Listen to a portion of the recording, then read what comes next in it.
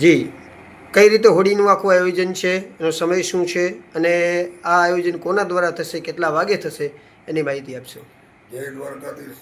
આથી સમગ્ર દ્વારકાની ધર્મપ્રિય જનતાને જણાવવાનું કે પ્રખર વિદ્વાન જ્યોતિષાચાર્ય શિવભાઈ પંડ્યા, જેના દ્વારા બધું મુહૂર્ત કઢાવવામાં આવ્યું સવારે, ત્યારે 6 વાગ્યાથી પૂનમ બેસી જાય છે.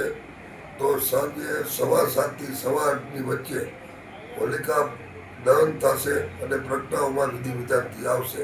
આ હોળી વર્ષોથી સરદારશ્રી દ્વારા થતી, એના પહેલાં રાજા રજવાડાઓથી થતી, પછી પ્રેમ પરિવાર અને ગુગળી જ્ઞાતિના સહયોગથી સંયુક્ત ઉપક્રમે આ હોળી કરવામાં આવે છે. તો દ્વારકાની દરેક ધર્મપ્રિય જનતા, દરેક વ્યક્તિઓને કે સવાસાદ પછી ભાવભર્યું દર્શન કરવા પધારો અને દેવતાજીએ ઘરે ઘરે લઈ જાય છે. તો 7:15 વાગે પધારવા સૌને ભાવભર્યું આમંત્રણ.